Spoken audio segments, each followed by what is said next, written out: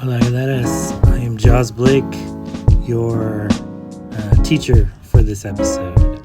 It's going to be the philosophy of ink, just trying to explain just different ways that you can kind of use ink, different techniques, different brushstrokes, stuff like that. One of the big things you always have to learn is you want to have a cold and then like a warm thing of water. And it helps kind of with making the colors a little... it changes kind of how the brushstrokes come down, how the colors change with the ink as it goes. A lot of times I like to use a Sumi brush. It kind of helps with illustrating how to do these things. You want to kind of paint like some lines and understand the lines that each brush makes that you have. And like I said, using the warm water to kind of change how you can kind of play with it. You can add hues, you can add different types of brush strokes. Depending on how wet the brush is, it gives you kind of ability. You can use speckling. You can use very thin lines. It's all kind of whatever the necessary aspects with. I like to add a little more ink sometimes to my stuff, just to add these little kind of fine lines. Once you start to dry your brush a little bit, it gives this very thin hair type lines. Another technique I use is called it's called dry brushing. Dry brushing is when you kind of dry your brush a little bit and then you use it to kind of add like a little bit more texture. It's really, really kind of fun to do this on like really fine details on things. It adds just kind of this depth and this texture. Another thing to notice is see how they change as they dry. It's a good thing to kind of practice. Now, I say this because in a lot of ways, art is kind of ever changing. Now, the key thing to keep in mind is that as you make art, it's going to diametrically change the way it looks as time goes by. Like I used to know artists who used to add like salt to their drying paints and inks so that they would have more kind of a texture as they dissolved into the work. And it was very, very interesting. It was kind of strange.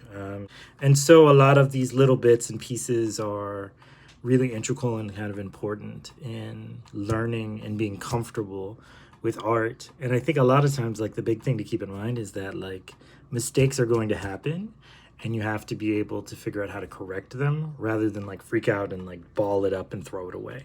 That's why I use scrap paper when I want to show you these things, so that you understand like it is not a permanent thing. It is a temporary act in learning. I'll show you how a practical practice in which to do this. I'm not going to show you like a face because I feel like everybody shows you like face and shadows and all that stuff. I'm going to show you in an abstract way how to kind of do it, because I think it's more important that you see it on how you can just kind of play with it and make mistakes and then turn those mistakes into something beautiful and artistic and less pressure on all these other things. I think art and ink and all these things are all philosophies on right and wrong and so on and so forth. So I'm doing an abstract crown with the multi-eyes, and I've been doing them for decades now. And I think kind of the big thing is it's all about the brushes you use. You can change them up and move them around and do all that stuff, but also like all the different techniques. So dry brushing, like I said before, you can always kind of play with them to see what type of pattern and whatnot you want to make. I know a lot of people like to do that kind of mixing and matching on another sheet or a palette. I more just enjoy doing them as is. And I'm doing kind of a little bit of a shadowing thing, and it will make more sense as it dries. But in the meantime, let's just, let it cook. Let it see where it goes. Dry brushing is kind of one of those really fun things where you're not really sure what's going to happen next. But also as it dries on this type of paper, unlike a thicker cold press paper, it would be a little different. But this is fun. This is fine. There's no rules. And then even, with an old toothbrush, like everything is a tool. Everything is a brush. Who was it? I'm trying to think what his name was.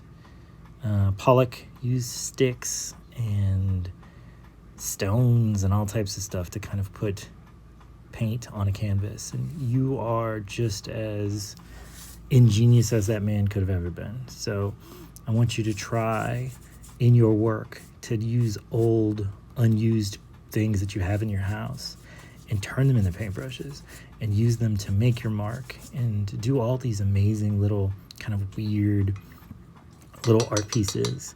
Frame them, put them in your bathroom, do whatever you want to do. But I just think it's important to try to do everything. I just think it's important that, like, you free yourself. You free, like, your mind to the idea that, like, you could make art that's very interesting and beautiful with ink, and the only thing holding you back is really just you going for it. So I suggest you go for it, see where it takes you, and I will see you next week, Galeras. I hope this helped. Paint her out.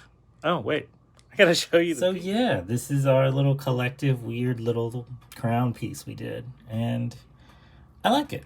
See what I mean? Like, as it dries, it changes its textures and the brush strokes. Some are stronger than others, some go, some come, but they are quintessentially whatever you wanted it to be. And this will be a fun little piece to just hang somewhere. Like, ultimately, that's the goal. You're just making art, flexing and figuring out what works and what doesn't work, and you're learning from that experience, and it's all just there and waiting for you. So until next time, me and all the plants are gonna see you later. Paint her out. Ciao. Bye. Special thanks to my Patreon. Please join up. It's really cool. There'll be links in the bio, etc. Bye.